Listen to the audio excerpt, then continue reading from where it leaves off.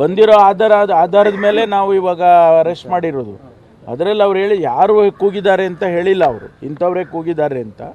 ಆದರೆ ಪಾಕಿಸ್ತಾನದಿಂದ ಅನ್ನುವ ಶಬ್ದ ಬಂದಿದೆ ಅನ್ನೋದನ್ನು ಕನ್ಫರ್ಮ್ ಮಾಡಿದ್ದಾರೆ. ಈಗ ತಾವು ಜವಾಬ್ದಾರಿಯುತ ಸ್ಥಾನದಲ್ಲಿದ್ದು ಹೇಳ್ತಾ ಇದ್ರಿ FSL ಬರೋ ತನಕ ಏನು. ಹೌದು, ಈಗ ಬಂದಿದೆ.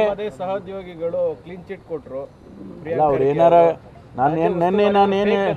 ನಿನ್ನೆ ನಾನು ನಿಮ್ಗೆ ಏನು ಹೇಳಿದ್ದೆ, ಮುಖ್ಯಮಂತ್ರಿಗಳು, ಗೃಹ ಸಚಿವರು, DGP IGP ಅವರು ಅಥವಾ ಕಮಿಷನರು ನಾವುಗಳು ಹೇಳಿಕೆ ಕೊಟ್ಟರೆ ಮಾತ್ರ ಇದು ಅಧಿಕೃತ ಆಗ್ತದಪ್ಪ. ಬೇರೆ ಯಾಕೆಂದರೆ ಅವ್ರಿಗೆ ಮಾಹಿತಿ ಇರಲ್ಲ ಬೇರೆ ಮಿನಿಸ್ಟ್ರುಗಳಿಗೆ.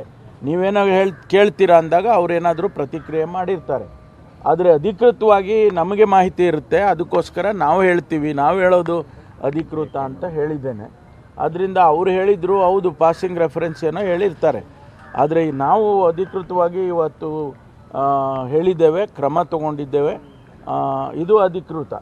ಸರ್, ಆರೋಪಿಗಳು ಬೇರೆ ಸಂಘಟನೆಗಳ ಜೊತೆ ಗುರುತಿಸಿಕೊಂಡಿರೋ ಬಗ್ಗೆ ಏನಾದರೂ ಮಾಹಿತಿ ಇದೆಯಾ ಸರ್? ಅಲ್ಲ, ಅವರು ಹೇಳ್ತಾರೆ, ಹೌದು ಅವರೆಲ್ಲ ಹೇಳ್ತಾರೆ. ಕಾನೂನು ಅನ್ನೋದು ಒಂದು ಇದೆಯಲ್ಲ, ಕಾನೂನಿನ ಪ್ರಕಾರ ಏನು ಮಾಡಬೇಕು ಅದೆಲ್ಲವನ್ನು ಮಾಡ್ತೀವಿ. ಸರ್, ಆರೋಪಿಗಳು ಬೇರೆ ಸಂಘಟನೆ ಜೊತೆ ಏನಾದರೂ ಗುರುತಿಸಿಕೊಂಡಿರೋ ಬಗ್ಗೆ ಮಾಹಿತಿ? ಬಾಂಬ್ ಬ್ಲಾಸ್ಟಿನ ಬಗ್ಗೆ ಈಗಾಗಲೇ NIA ಬಂದಿದ್ದಾರೆ. NIA ಯಾವುದು UAPA ಕೇಸಸ್ಸಲ್ಲಿ ಆಟೋಮ್ಯಾಟಿಕ್ಕಾಗಿ ಕೇಂದ್ರ ಸರ್ಕಾರಕ್ಕೆ ಬರುತ್ತದು. ಅಂದರೆ NIAಗೆ ಬರುತ್ತೆ ಅಥವಾ CBI NIA ಏಜೆನ್ಸಿಗಳು ತೊಗೊಳ್ತಾರೆ. ಆದ್ದರಿಂದ NIA ಬಂದಿದ್ದಾರೆ, ಅವರಿಗೆ ಹಸ್ತಾಂತರ ಮಾಡ್ತಾರೆ ನಮ್ಮ ಪೊಲೀಸ್ನವರು.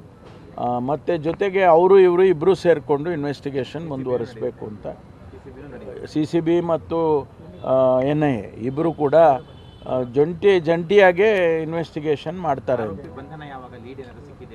ಅದು ಗೊತ್ತಿಲ್ಲ. ನಮಗೆ ಸಿಕ್ಕಿರೋ ಮಾಹಿತಿಗಳನ್ನು ಕೂಡ ಅವರ ಜೊತೆಯಲ್ಲಿ ಹಂಚ್ಕೊಳ್ತಾರೆ. ಈಗ ನಾವು ಬಸ್ನಲ್ಲಿ ಅವರು ಬಂದಿದ್ದರು, ಅವನು ಬಂದಿದ್ದ ಅಂತ ಹೇಳಿ ನಿನ್ನೆ ಎಲ್ಲ CCTV ಫುಟೇಜ್ನಲ್ಲಿ ಸಿಕ್ಕಿರ್ತಕ್ಕಂಥದ್ದು.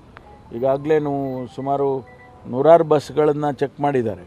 ಎಲ್ಲಿ ಅವನು ಬಂದಿದ್ದ, ಹೇಗೆ ಬಂದಿದ್ದ, ವಾಪಸ್ ಹೋಗುವಾಗ ಹೆಂಗೆ ಹೋದ, ಅದೆಲ್ಲ ಡೀಟೇಲ್ಸನ್ನು ನಾನು ಹೇಳೋಕ್ಕೆ ಹೋಗೋದಿಲ್ಲ. ಆದರೆ ಒಟ್ಟಾರೆ ಈಗ NIA ಅದನ್ನು ಸೀರಿಯಸ್ ಆಗಿ ತಗೊಳ್ತಾರೆ.